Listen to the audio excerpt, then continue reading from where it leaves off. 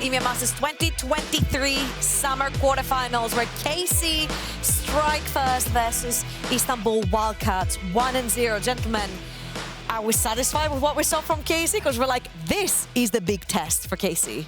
Yeah, I mean, I thought it was sick. It was really, really good stuff. They did have some missteps, we'll say, in the early stages, but I think the way that they were able to get control back in the game, like constantly going for these TP plays, the way they set up around fights around these objectives, I mean, it was really clean stuff from Karmine Corp. This really looked like the K-Corp that they brought out in playoffs in the LFL, where they were a lot more conservative in terms of what they drafted. In this particular game, like when I saw that 1v1, like 2v2 kill on bottom side, I got worried because Bao was already ahead on the Kaiser, Alistair as well. They managed to squeeze this dive in after this play altogether. Bao managed to be 4-0, and usually when Kaiser Alistair are ahead, things could get pretty wonky, but KC managed to stabilize in a fantastic manner. Yeah, I think the big thing that stood out to me was how well Karmine Corp were able to disrupt the advantages in the tempo with these TP plays that Istanbul Wildcats have built up. Destroy overextends even a slight bit, we get the TP from Cabo Shard. A couple of minutes later, Destroy slightly overextends, we get the TP coming through from Seiken again. They really made sure that there wasn't people on the map for Istanbul Wildcats to try and push their advantages forward, and that gave control to Karmine Corp, where they were out on the map first, and then they were able to play for their objectives a lot sooner and just immediately engage onto Istanbul Wildcats, so they couldn't find that poke that they needed. And that was a problem with BK Rogue, right? Yamato, when we saw them play, it felt like when they fell behind, they didn't have a plan B. KC showcased that they can come back in the mid-game. No, 100%. I think a key thing is, in my personal experience working with Cabo, when he gets to play tanks, it becomes a lot easier for him to lead the game. And we can see in terms of his kill participation, it tells the tale that Cabo, as a top laner, was involved in everything that happened in the map. And I can say from working 2.5 years with Cabo, always when he was playing more of these champions that didn't really need the resources to compete within the game, he was a very, very strong leader. And I think that's really, really evident in terms of how K-Corp actually played the map. Yeah, and I definitely agree. I mean, the fact that, Cabo, as you say, was involved in so many different things. Again, these ultimates from him were absolutely crucial in these fights. And it was, again, just Karmine Corp all being at the same page at the same time. Like, we are going to go for Dragon Cool. We're a 4-man stack. We're going to go and contest this Baron potential take. Fantastic. We're grouping as 5 to immediately go into this. And you can see there, like, more damage is being tossed out by Karmine Corp across the board. And a huge amount of that was, okay, we're not giving this poke composition time to set up on the objective, look for a bunch of the Rumble ultimates or long-range poke shots to come through. We are killing them before they get any chance to operate. Because a lot of the times with a lot of poke compositions, right, there's a lot of what we call fake numbers from not necessarily fights, but it felt like KC, when it came to those team fights, they pulled apart, they pulled forward. Now, I have a question for you guys, because we looked a little bit at the Nico, and we're like, well, 5 bans towards Seiken. What is there left for him? Very long-range composition from the side of Wildcats. Do we feel like the Nico worked well for KC, and why? I think it just comes down to like the pairing with the support, right? It's like you had the Victor Lulu angle, but these are champions that are relatively weak against poke. You can commit in the direction of giving more Merc threats value, and they just commit to the hard engage. Make sure you have CC to line up Zeri, and it worked out fantastically. Yeah, and that's the big one. The fact that you've already got an engage from Oren, Maokai, your support, you're all set and ready to roll as soon as you get in there. For Seiken, it was a case of, well, we're already up on the objective. They don't have any vision in this area. So for a Nico, that's your prime position, right? So I think the Nico, kind of slotted in, but it was like you could have seen the very similar stuff for a lot of other mid lane champions in that scenario. It was just, hey, we've already been set up perfectly. Yes. I think if you look at the potential strategy that could change, I think the fact that the enemy gets to first pick Maokai here, and then your follow-up is a Nocturne on 5, I think that's in terms of like strength that you get from the jungle position, you lose too much there. You invest 4 bans and the enemy still gets a relatively strong champion in the Nico. I think they're going to restructure the plan and maybe target the pool of Kalist a little bit more, and also target the pool, of course, Syncroft. I also think this Rumble was just kind of out of pocket. Like, it did. Yes, we've seen Destroy play it in the past, but he didn't look comfortable on it. Like, the ultimates were a bit wishy-washy. Like, yes, we got some nice ones that around some of the choke points around Baron and Rift Child and that, but overall, it didn't really feel like there was a coordination, because Paris was getting fantastic headbutt pulverized combos off, like 3-man, 4-man consistently, but there was never any sort of follow-up in on top of it. So I'm curious now if we actually get this shift with DenizBank Wildcats staying on red, if potentially they actually start to ban the Rumble instead, in the hopes that maybe they can try and get something else along the line, or further along the line, because I just wasn't impressed with this Rumble at all. Yeah, also for any TCL faithfuls, this is his first game jitters for Wildcats. Last spring, they lost the first game of every stage at EMEA Masters, and then they ended up winning it. So this could be them warming up in this one in particular. Now, of course, somebody who didn't take a long time to warm up is somebody that we built up. Namarin Initial has also built up, and that's Kalist. And we said from the very beginning that Zeri was going to be a very contested pick in general. We saw it sign yesterday in our previous quarterfinal as well. And Kalist had an absolute banger of a game. He got put behind in the early, but then he managed to resurface. Is it the champion, potentially, that should be taken away?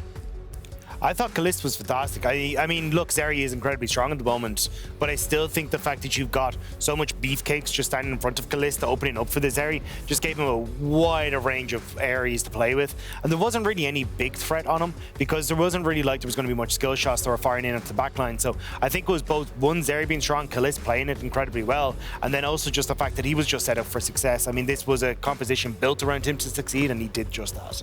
I think what makes Kalist so unique, and me being very hopeful for Kalist's future, is that he is the type of AD carry that is willing to leverage his resources to create fights. He pushes forward, really presses the limit of his potential champion. In this particular game as well, he did fall behind. There was a couple of kills that Bao was on. He was very far ahead in comparison. There was the flat out 2v2 kill on bot on level 3.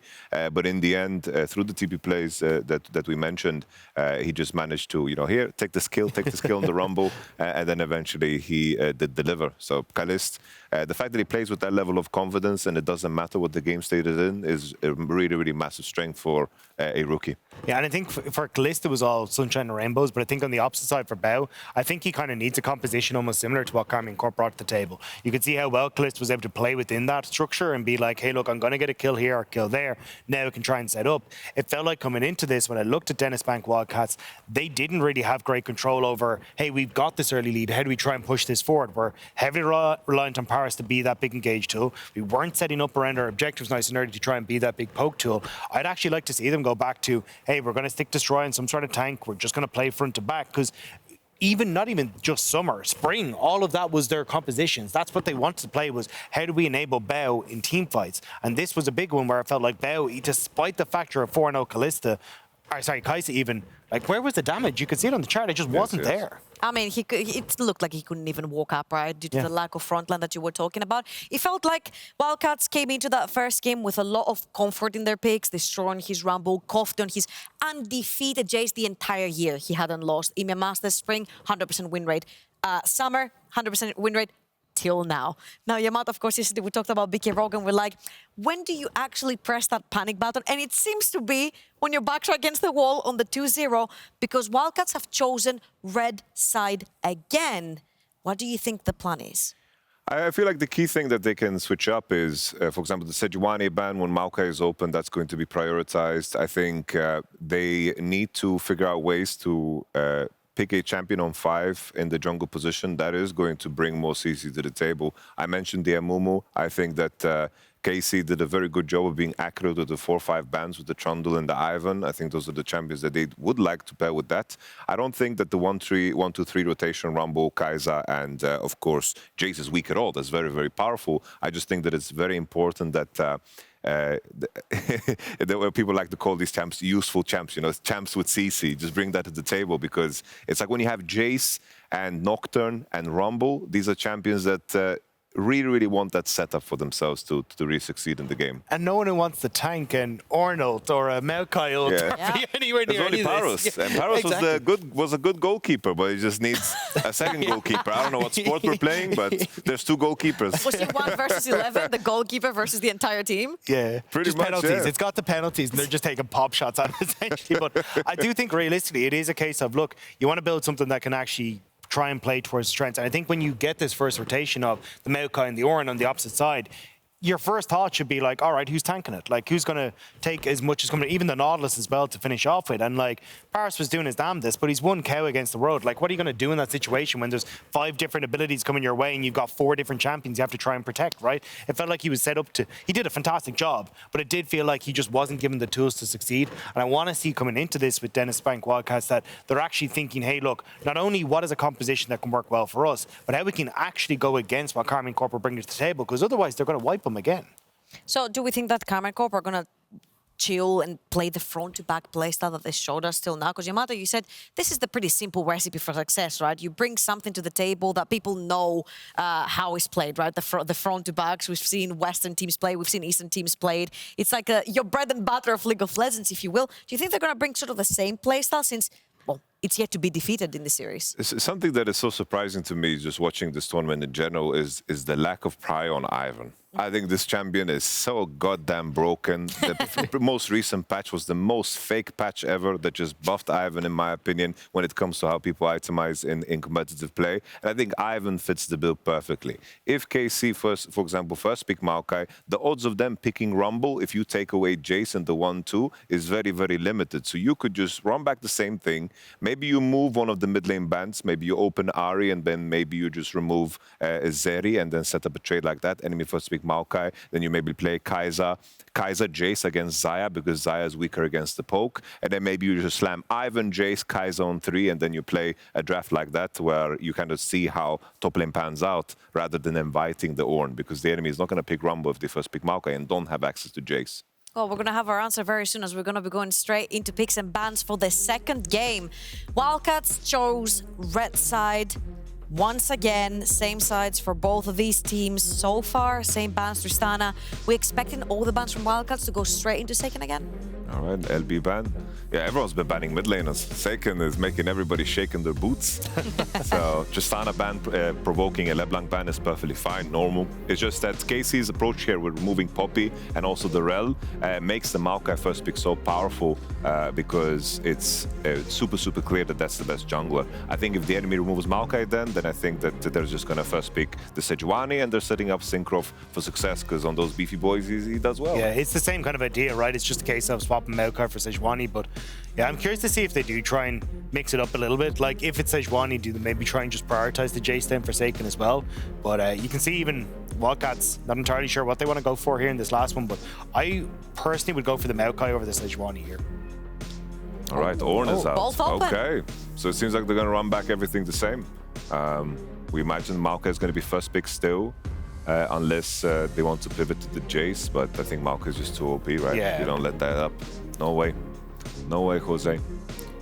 Yeah, and it means you're in a position now where you can go for your Jason Rumble again, but again, I wasn't particularly impressed with the Rumble for Destroy. So I'd rather see, mix it up a little bit. Either take something like the Kai'Sa, as you say, and go for the Jace, the double poke, or take that Zeri away and still go for your Jace in the mid lane here for Kofta, and then you get 2 strong lanes that you can look to play around and just stick a front line in front of them, and you're going to be happy out when it comes to the team fights. Yeah, the key thing is just with the Maokai and Jace being out, the odds of KC stealing the Rumble away is so limited unless Saken has the balls to just slam Yone, which is not that strong of a matchup, and you need to be a very specific player to be able to slam Yone. Your name needs to be Chovy, or needs to be Cream, needs to be mental enough. But okay, if they slam this Rumble, I feel like KC, Kai'Sa, Jace together with Maokai looks pretty nasty. Yeah, I'm a bit worried for Istanbul Wildcats coming into this. It feels like they haven't really been able to adapt from the last game.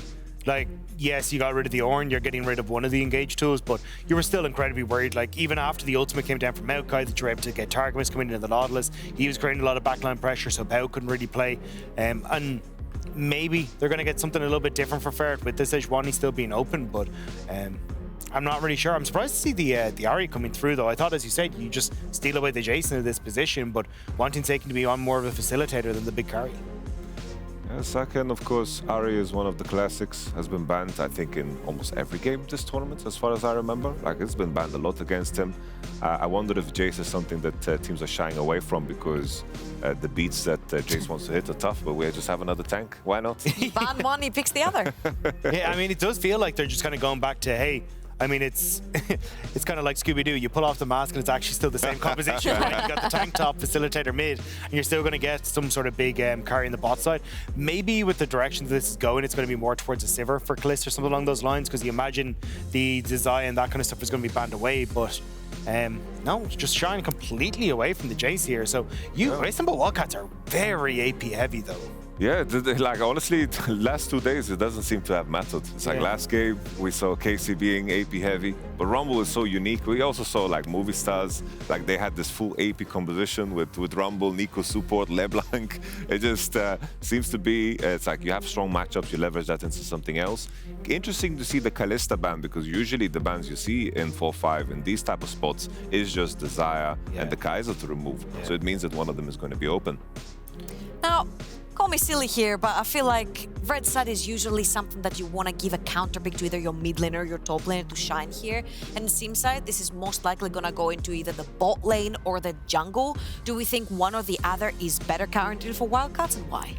I imagine you will still get the jungle 5th rotation here, so not even just from a counter pick point of view, but just because it's like you're able to pick up the Alistar or something along these lines here for Istanbul Wildcats again. And I think you do want something that's a bit more of an engage heavy. Like, yes, you've got Nautilus in that, but I think we saw Paris work really well against the Nautilus in the last game, and that big AoE CC is what you're really looking for to set up Wildcats here.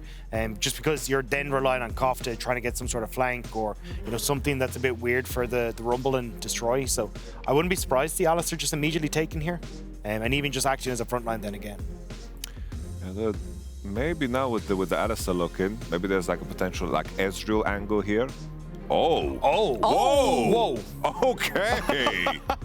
Damn. That was not what I was expecting to see at all. Okay. I've heard some rumblings and some talk about Nyla being a good answer into Zeri, but Targama Senna, that's legendary. He's been hovering this the whole year long, and I know he loves this champ, is really, really good at it, and this is a matchup you definitely can play it into. I know that Senna it's kind of a dream to play into Alistar because you can keep yourself out of the range, and the hope is that there's no jungle gap, but Sejuani gets locked in on 5, and once again, Merc threads City.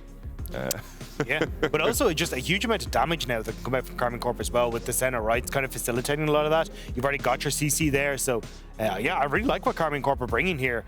It is going to be a case of like how much can Kalista get done on this Nilah now, but again into what's a really short range composition for Istanbul Wildcats. I mean, this should be where Nilah thrives. I think the key thing for Istanbul Wildcats, like the key thing for me is how much can they leverage the fact that Nico and Sejuani should be stronger earlier? But this just doesn't seem to be the pattern of play for them from what we've seen in the groups. So I think this will be the main challenge, because I think if Nyla and Senna can scale and pressure for free, they're going to have a very, very hard time in this game. All right, so I had a birdie in my that whispering that this is the first Nilah and Senna that we're seeing at the EMEA Masters, but are we a little happier with how the Wildcats draft is looking right now? Because Destroy is back on the Rumble. This was something that we weren't very happy with in the first game. I think it has a little bit more setup here, which is kind of the bigger one. Just having a tank jungler that can provide that CC is going to help out quite a bit. But I still, when I look across, like just how difficult it is to get through Karmine Corp's front line is insane. Between the Sion and also having that Maokai again, I feel like you're still going to have your work cut out for you here as the DenizBank Wildcats. I think it is a case you say, play off of mid-jungle strength, play into bot-side dragon fights. Maybe you can find early skirmishes to go your way. Otherwise, Karmine Corp just get to scale. Well, we have a world's competing jungler over in Wildcats together with his mid laner, so we're going to throw it over to Namer and Initialize to see if that mid-jungle duo can get Wildcats ahead in the early. That's fair. I'd never considered us as a mid-jungle duo. It's probably because we're like, we just bicker when we play. We do bicker. We play lose, double AP. Good. We both play AP it's Assassin. Not particularly fun for either of us. But still, we make it work somehow, at least on the microphones. That's true. And we have ourselves some very different drafts to talk about coming into the second game. One thing which hasn't changed, though, is basically, as the desk was saying, though, the front line from Karmine Corp in game 1 was absolutely unkillable. Pretty much the same in the second game. Feels like it's Paris on the Alistar against the world in regards to him trying to soak up with something with his ultimate. Yes, the Sejuani will help a little bit more in that degree, but frontline advantage still very much in the favor of Karmine Corp. And the moment you saw the Nilah Senna, you said exactly what Yamato said, like literally 2 seconds later. It was slightly creepy, actually. They've got sharing a brain cell at the minute. We have slightly different accents. But yeah. But there was that similar take. Look, if this game does not go well early for the side of the Wildcats, Nilah and Senna getting to scale for free with a Sion, Maokai in front, That's nasty. The measure of a Senna game is how many times are they dove, because if Senna is not forced under turret and killed under that turret, then Senna tends to scale up for free and does pretty nasty things as soon as they start scaling up into team fights.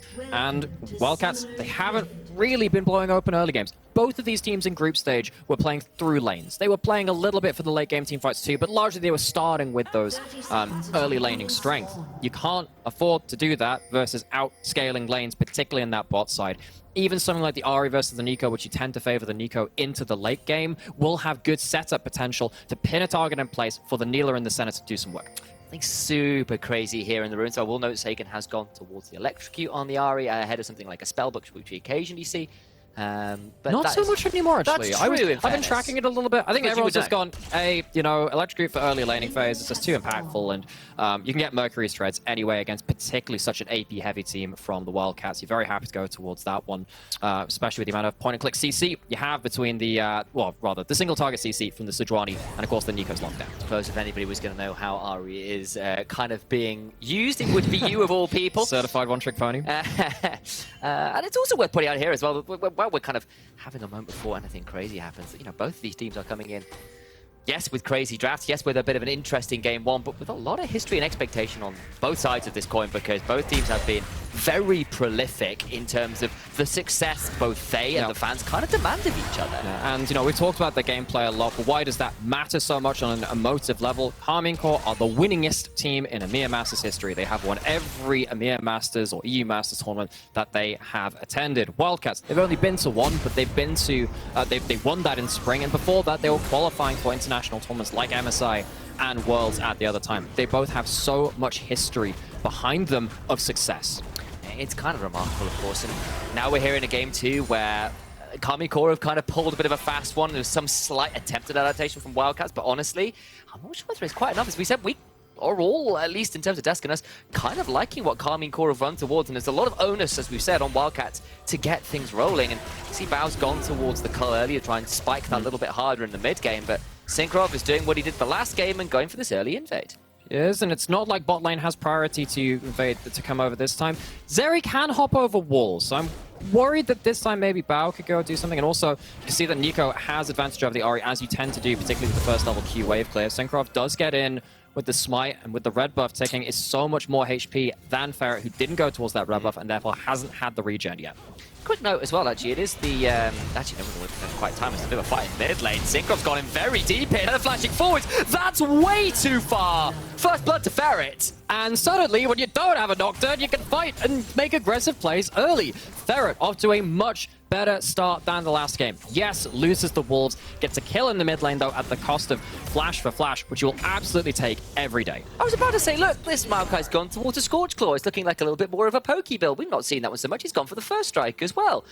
And then he ends up doing that. That's not a great start. No, it's not. However, we talked about Wildcats needing good early game. It needs to be in bot lane. Another double hub, but Paul Paris found those early on in the last game, and it led to a very early 2v2 kill, but Kalist will start slipping on forward with a slipstream. Bao on the wrong end of a water blade, taken very low, has to cleanse, knocked under tower, that's phenomenal, but Targamas still gets the kill. Paris pulls off some acrobatics, but in the end, it's just not enough. Someone's not playing against Anila in quite some time. The chase down potential is real. Kalist, Targamas, they walk away with the 2v2 kill, where in the last game, they were the ones falling afoul of it. Paris, last game was sitting so many two-man ahead, but Paul does exactly the same thing. They go onto the center, who gets behind the minion wave, though. And of course, Zeri is not a champion that can trade through minion waves that easily, that early. You'd need to have a number of levels in your E for the pass-through damage to be as effective. And right here, you see the CC chain. Really good stuff from Paris. Bao just kind of misses out on the incoming skill shots, though, from the Targamas Senna. What a good player of the champion he has been. He won an LEC title with that one. He goes down. Formless Blade turns into the form of a kill there is what it does, and now you're coming back with a Dirk. Now you're coming back with the Swifties. Swifties, yes, there we go. Swiftness, I'm trying to remember what the name was. Moby? Swifties? Now the thing is, the reason I remember that is back in Season 6, everyone built that in mid lane. They were the most overpowered boots at the time. That was everyone was moving very quick for like a couple of patches. Was that when you could still get the boot upgrades at that point as well? Yes, you could get stuff like Alacrity, so you had like a flat 80 movement speed and all. It was a lot. Yeah, and particularly people like Varus who you build it because you keep the speed of while you were. As well, because it's not to devour being slow. Of course, it's not as slow. Anyway, weird stuff happened with that one. FLICKR used to go home guard at that point too, but it was Keen in the mid lane of NA. They used to play that one. Lots of memories. Not to be confused, of course, with the Keen in the top lane over in DK now. It's a very different spelling. It's a Jarvan and Rumble mid enjoyer. Urgot as well as Zed. Yeah, Hecarim. My days. Yeah, what a guy. Now the thing is, we can say, oh, but these are all off-meta picks. Why don't you talk about meta stuff or something like that? I mean, we do have a Neela in a center. Is that right? So maybe it's taken the mind away from the here and now a little bit much at that point. The thing about someone like a Neela is that when you heal or shield as any other champion on the team, she channels some of that into herself, and the same with her to you. So she hits one of those big clubbed up apotheosis where she gets the big healing and shielding. Of course, scales off her crit chance. She can do that to her team. Doesn't have it for this dragon fight, though. Not quite have that ability, but they can still look for a fight. Regardless, taken over the wall, gets the charm onto the Sejuani, but Conte into the back line! It's a 3-man pop plot, and 1-for-1 right now is Paris. Desperately low, but they're trying to get some more. Khalees is also going low, but the kiting, the healing is just too obnoxious from Karmine Corp, and now Bao is left out to dry, and despite the phenomenal Pop Blossom, it's swiftly deflated at the hands of Karmine Corp's bot lane and mid laner. This is such a cut and paste play from Karmine Corp fighting every first dragon. They will always go for you if you have gone towards that first objective of the game. Ferret is left out to dry. He's only a level 4 Sejuani, and the Seiken Ahri gets early kills. Sadly, not with a Dark Seal. Not going to be able to snowball off of this play. I have to mention it. It's very important to my champion, man, but at least he gets that kill gold. Very importantly so. Ferret not able to get that dragon either because he was burst down so early. Need Des to get a bit of Nightmare bingo card to see who comes up with the bingo earliest. We'll go and have a look at this dragon fight together because it's very smoothly done by Karmine Corp. The big thing here is that Ferret is kind of left out to dry. I don't think you should stand behind the back of the pit at that point. You know that Seiken is likely walking towards that point. I'm not sure if they spot him on the pixel ward, but once he goes down, it really does feel like your front line's gone. The resets are coming through from the Ahri. Just lose out the extended fight. That is after Paris lands a 3-man headbutt pole into the Pop Blossom to follow up. Looked so good, but the damage isn't there, and the consistent DPS of Anila, of Ahri with resets and still ults to run with is pretty scary. Targamas, of all people on the center, is leading the gold count right now. That's a setup with 3 kills as stacking up that Spectral Sickle onto a melee support. This is what Senna does in a good lane matchup. I don't think that's a sickle, because it's been Grim Reaper stuff this game. Well, it's definitely cutting through the Wildcats right now, as though they were ripe for the harvest. We'll see if that can continue. If you do get a good CC combo with the Nico, Alistair, Sejuani on top of a Rumble ult while Zeri is firing out all of those electric shots, they don't survive very long. The thing is, they're going to do that behind a very strong front line in terms of these fights for Karmine Corp. Wildcats, it's not going to be sitting back and poking this game. It's about reaching that back line. But if you're giving them early gold and you're losing yourself gold as well in comparison, that's going to be harder and harder as the game goes on. Kind of says, well, just the sheer scaling, right? Like that, you know, you're looking at the Neela who does become increasingly dangerous at one point, just especially with the amount of AD scaling you get on that champion. The ratios on that ult are absolutely obscene. Senna, 35 stacks already. You know, you've got a Sion who'll be hyper stacking that HP as well. It gets very hard for later on in the game. Yes, you're into a Zeri, who, of course, is no slouch in the scaling department themselves, but that's easier said than done. Of course, the Neela does give you some XP sharing. That's why they're level 7 to level 6 and 5. So silly. If they win lane, this duo is so obnoxious, especially with the healing and shielding coming out from Senna later into the game. As we said, synergizing with the Senna later on. That duo, we said it needed to be shut down. The measure of a Senna game is how often they are dove. I don't think that's likely to happen now from the Wildcats. So warning signs already, only 9 minutes into the game, should be starting to be sounded by the Wildcats. I think they'd love to get a fighter on Herald to blow open somewhere on the map to make this game not about this unorthodox bot lane. Well, you speak of it, and it's being considered now by Ferret, who's got level 6 themselves, throws down a control ward. We'll start with the Herald, and of course Wildcats notorious for going for the first Heralds themselves. Destroy comes on down. Got yourself a Rumble with Sorkpan boots and a Sejuani with ultimate to work with, so easy combo to get in here, especially as Cabochard used the ult to get to lane. Should be Wildcats to take. Thing is, Syncroft is headed towards this bot side. Don't think there's angle for a dive. Of course, Bao isn't under turret. Paris has ult. You're very unlikely to get something there, but can you get yourself some turret place? They might go for it anyway. Syncroft is just cheerleading his bot lane, I guess, at this point. Woo! Go bot lane! Yeah, you take those blades. See, before that, I was thinking, Go Wildcats. That's No, yeah, that's fair. That's the thing. It's I refuse to sing High School Musical on the cast. Like, not even for you, mate. I might out myself to a certain portion of the community, but I have never watched that. I escaped that somehow in my teenage years. But I did know that Let's Go Wildcats was a thing. That's fair. I think. Yeah. I'm fairly certain I've watched the third movie. I think. My condolences. Either way.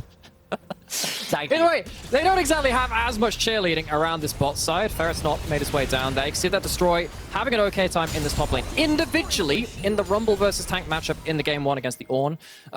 Now we'll see if he can repeat it in game 2. He did very well, built up that demonic embrace first, but problems came after that when he was left alone in a side lane. He's getting plates towards top lane. That's fine.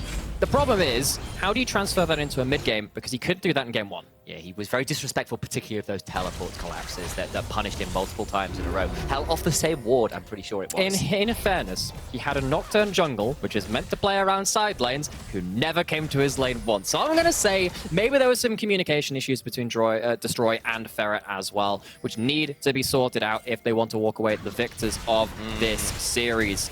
See this bot lane again, continually pushing in so many plates just taken without even a herald towards the spot side. Of course, last game was a little bit of an anomaly where it was the Wildcats who were ahead early against Karmine Corp. Normally so very good at that as Ferret will swiftly Arctic Assault away from danger there. We'll spot out Synchro, I suppose, at least so they know that the Maokai's in the bottom side of the river. Tree spotted. Walks away very quickly into his own forest. He had no one coming towards him at that point. The bear ganks, the tree ganks in the river. Do you see it? Was it? But the thing I realized I had to get the phrase right. I got it wrong. The phrase is like, if a tree falls in a forest and no one's there to see it, does it actually fall? Exactly. The thing is, messed it up. What really happens at this point is someone is actually getting ganked and sees the Maokai swinging in their face. It's a little bit more visible, just like it's visible that this dragon is falling. Once again, the tree is fully on vision here. We know what the tree is doing. It's a slightly disturbing tree, though, because it throws out the most concerning cats you've ever seen in your life. They're like nightmare fuel. It's the skin I play on Maokai. That's really? Yeah, absolutely. I think I play Victorious Maokai. It's a bit of a naff considering your solo queue record. God, I've had to do it like that. Either way, the record of Syncroft on this Maokai looking strong so far. Maokai in this tournament has been, well, just in the meta in general has been so strong, but let's stop that. Maokai's maybe looking for a play here. Danger. No ult just so far. Targamas has to flash. We'll stay alive, though. The Ignite was traded by Paris. And of course, Kalistid go back and gets that first item collected, which has become a bit of a Neela specialty the few times we have seen it in recent weeks and months. Now, it is worth noting, overall team gold is fairly close. The Herald gets something to Wildcats, and you can see that plates are falling across the map. Laning phase individually going well for the Wildcats. Problem is, you can talk about team gold all you want. If the Neela and the Senna get to do this in laning phase, and you've got a 2,000 gold advantage in the support role alone, that bot lane standing behind the front line, which is, yes, marginally behind in terms of their jungle and top matchups, is still going to be an absolute pain in the butt for the Wildcats to deal with. They still need to find a way to deal with this double marksman bot lane. Especially considering, like, there's been a big question as to immediately spark Surge over the wall about how do you deal with this area, how are you dealing with the Kai'Sa, and if you come up with an answer like a Neela Senna, something that's a bit out there, so another option in this bot lane meta that has sometimes felt a little bit stale, should we say, at points. Yeah. Another way to deal with this area feels like a big, big win for Karmine Corp. It is worth noting, though, it's going to be a Collector first for Neela. Indeed. Of course, in this season, Collector got a lot of stats added to it. I think it's 18 lethality now as a base item. Yeah. Used to be 12 or something like that. I can't remember the exact numbers, but still, much better. Kofta caught out. Oh, he face checks. We're going to Pot Blossom down, but I just don't think it matters. It's an explosion that leads to his death. That is not a great pinata in mid lane. Yeah, I was wondering what he was doing going towards that river burst without anyone nearby to help him. Knew that there could be someone hiding out there. Just so happened it was 3 members of Karmine Corp. That's going to be a lot of HP traded back on this turret. Both Senna and Neela very good at killing turrets from their respective roles early in the game. You know what you really need to do? Give more souls and more assists over to a Senna who's already hyper farming. Another assist over to Kalista. Would like a kill at some point, but still very happy how it's going. Paris, if you're looking for the turnaround though, this is pretty clean. Remember, Targamas, no flash available. So let's go down the Apotheosis. It's only an Apotheosis straight down to elbow. Cabochon gets on his Iron Horse and comes charging into the mid lane. They're going to try and stay alive as Destroy will finally fall. The resets are here, Forsaken, doing their very best to make this one as even as they can. It's a 2 for 2. Of course, Kofta getting picked up before all this probably still means that Karmine Corp feel okay about this trade. Thing is, That's a lot of gold now onto Destroy's Rumble. This is a champion where if you have the CC layered on top of that equalizer, can win you a fight. There wasn't that much CC last time in game 1 for Destroy's Rumble to combo on top of. It was basically the Alistair and then a hope and a dream beyond that point. This time it feels a little bit different. So, Karmine Corp, their bot lane dies. That's one of the things we need to see continually happening from the Wildcats. So that'll be a little bit of a warning sign for the LFL team, but still, at least they trade back a good amount of gold. We have got 20 seconds until the next Herald. You can see Karmine Corp, one's in the river right now, just considering seeing whether they might be the ones to take that one. That would be a great way to start unlocking the map, getting some more gold in some of these key members. See that Syncroft towards his top side. That's the teleport as well coming in from Cabo. Has himself a locket, first time completion. Destroy. Is he going to die in a side lane again? Just don't know whether there's anything to be done here. They're going to try and get over here fast as they can. Syncroft buys a lot of time. Flash for the Roar of the Slay into the Decimating Smash. There's the Bramble Smash afterwards. And they'll even throw a Railgun to party on down a little bit harder. And Karmine Corp claim a kill on Destroy. And this time he was even a bit more respectful. He was really trying to be respectful. Like, oh, I'll walk back from the turret. That'll be fine. Nope, not allowed. Seiken does have his ult to get out of this if he's comboed onto him. There's not that much damage here. Oh, gets interrupted out of the first charge of that Spirit Rush, but now the rest of Karmine Corp coming on down, but they did use a lot of ults top side, but a flash from Syncroft into a Bramble Smash, forces Ferret to flash in turn. They're going to continue trying to chase on, but Bao is over here. The Maokai comes down on those cats, wrap them up in arms of love and fair. Over comes Cabo Shard at the backside, who has come charging on down. It is a Tokyo Drift in mid lane. Copter into the backside, tries to get some damage, but everyone else is dead already. Bao is desperately driving into the apotheosis, and Kalist will claim him on his way to godhood. Destroy's back. I don't know whether he wants to be here, though. Oh, he tried so hard to be safe in the top lane. He has no flash. They're attacking the turret and Destroy. Oh, Destroy. Run how you like. Goes down again. Went from 2-1 to 3-3. Karmine Corp take themselves the mid lane out of turret. And it feels like every time there are multiple people on the same screen, Karmine Corp have the better tools and the better approach to the fight. Wildcats, for 2 games in a row now, feel like they're misjudging the pace at which the fights are being started. Feels like Karmine Corp, they're managing to play the fights out very well around their front line. I have to say, it feels like Karmine Corp are just that bit more decisive, that bit more coordinated. They turn up in mid lane, all on the same page, all there to save Seiken. And the side of the Wildcats, that was very bits and pieces. They all come in at various different points and try and play it out as individuals. Okay. So I'm going to go back towards a replay of this one. Where are we starting this one? We're starting a little way off, so it's going back towards the mid lane play after the first bot of this has gone through. Seiken, of course, he's got himself an Everfrost at this point to lock people down. I think in this game, you can see the dividends of it. You don't have an engaged support, but if you can keep running forward to keep locking people down, they will put out the damage for you. And you see how much damage that bot lane is doing already. Just imagine if Kofta had been able to layer that with Destroy's ultimate, or if Ferret hadn't quite fallen down before.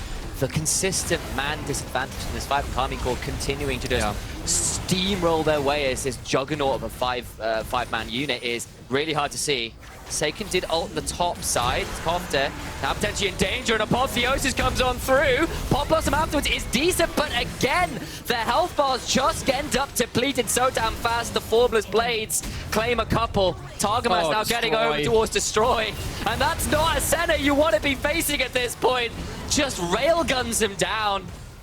Got the better weapon for the job, has higher caliber weaponry. Nonetheless, Targamas doesn't even have to use any of his summoners for that one. Happily takes that one. Karmine Corp winning on both sides of the map. And Cabashard is exactly where he needs to be every time Karmine Corp want to make a fight. You can see that in the last Ornn game. He was over the wall, casting the ultimate to force Wildcats onto the defensive. Now on the side, he's drifting his way into the right place to be that tanky front line, which Wildcats don't have the damage to deal with right now. They need to hit the back line, and they're never able to do so. Look, if Sion's not there, maybe someone can disengage a little bit more from this point, but the lockdown is way too much, and Kalist never has to worry about having targets to hit because Cabashard's delivered them to him. Just look at the items now. There's a Mavorian alongside that Collector. You're looking at the souls on Targamas. It's 97 souls here pre-20 minutes. Feeling very pleased on this center indeed, and that's not to mention the fact that the Maokai, the Ahri are doing just fine themselves, and yes, Bao's farming just fine, has got the 2 items himself, but it's just so far off the just sheer damage threat Karmine Corp have right now. Cabashard in the right place again, charging a Q. Kalista's here. Oh, no, not like this. This ascent to godhood is fueled by blood sacrifices, doing their best to maybe shut them down and do so. godhood denied. A bit of deicide going on, but Destroy will surely be punished for his absolute sacrilege. Let's be real. Blasphemy doesn't pay in this game as a double kill goes the way of Targamas. And now 3 for 1. They get Kalista, but at what damn cost? Wildcats just don't have the information to be playing the map right now. They're playing scared. They're playing without vision. This is now a horror survival mode game. You don't know where Cabashard is going to be. He is there at every play, either with his ultimate or his Q in the right spot. Karmine Corp, how different is this compared to their group stage? It raises the question, how good a match go if they 2-0'd this team in the group stage? The Karmine Corp, we know they're a team which can grow as the tournament goes. Wildcats were coming into this series as the favorites, but Karmine Corp, they have shown once again, you cannot write this team off at EMEA Masters. There are just some teams like that, aren't there? That the moment they get into playoffs, the moment they get somewhere where the pressure is on, they come alive. Across some of the greats in this game and across other sports and esports, you know a few of those names, I'm sure.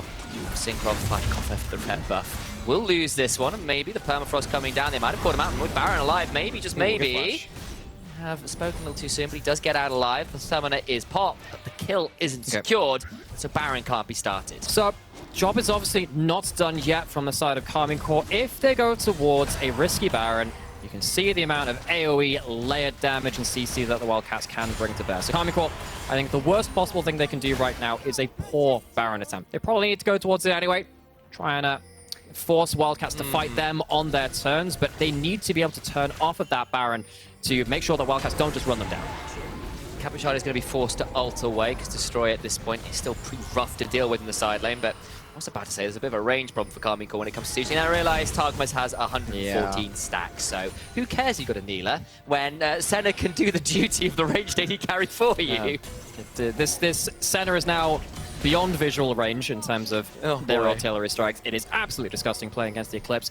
The auto into Q 2-tap, which gives, of course, the passive on as well, gives so much damage. See that Seiken, yes, started off with that Everfrost, ends up going towards the Death Cap as well. I think in this game, it is the right choice because you don't have an engaged support. You're kind of playing the extra dedicated engaged beyond that point to help this Senna do so much damage. Karmine Corp, they are going towards the Baron. Wildcats do see it, but they're going to take a lot of health in terms of these saplings as they approach it. Days. There you go. It's the poke Maokai. We thought it was long gone and dead. Synchron says, oh no, it's not while I'm here. Half health is destroyed before this even begin. The Baron's still going down. They just can't find their way in. They've been completely zoned off. The two-man Baron begins. Ferret tries desperately to get close enough, but a decimating smash buys time. Now the mark out comes on throw. The twisting cats root them down, holding them up in place. Ferret flashing away from any more damage, but on the other side, it's a double Everfrost route. They get bow as well. There's just nowhere to go. The Wildcats are declawed and skinned. They're dead to rights in the mid lane. Everyone gone but Ferret they can shove on towards this mid lane turret. The Wildcats are left feeling a little blue, and I think everyone's starting to take on that tinge of that color coming into the end of this second game. Karmine Corp are back. They are looking to go 2-0 up in this series. You can begin to feel it, can't you? Maybe a gold brick to add to that wall, a fourth one. Karmine Corp 2-0 in the series. And this second game was done with a draft that just screams stylish. What a game from them. They end it 23-6, sub 24 minutes. 10, 1, and 10 on the center. Targamas played this so exceptionally well while he was in the LEC as well. This guy pulls out a champion which no one else is playing at this level of the tournament as well, and does so much work on it. You can see that Karmine Corp, I don't know what's happened, what they've been feeding them, what's been in the water between group stage and now, but they look like a team reborn. It was always a threat. You knew what this team could do, even though a number of those names have changed. So many of those faces have remained the same as well. Cabashard, I think, leading the team exceptionally, like, of course, Yamato said on the desk. I think Targamas, too, having that flexibility down on that bot side at this level of competition really threw the Wildcats for a loop. They could not shut that bot lane down. Just looking over some of the recent champions they've played too, and in fairness to both of the bot laners from Karmine Corp, they've got pretty wide champion pools, but it's the first Neela and first Senna in a long, long time for both of them. Of course, as you said, Targamas once very famous for it. That one under wraps. But exactly, they've pulled this one out now, and it catches Wildcats really, really hard. That is a rough one to see indeed. Well, so now, we already had this conversation coming out of game one into game two and saying, well, you know, Wildcats, they can't deal with the front line. Maybe they have to lock in something more DPS heavy in terms of killing frontline in game two. They couldn't even manage it here. They got blown away. Now we're left waiting for that third game. Well, we'll have to see how it plays out. The reigning EMEA Masters champions, their backs are against the ropes, and the former Titans are looking to claim their skull here. Match point for Karmine Corp. Can they secure it in a clean fashion? Find out after the break.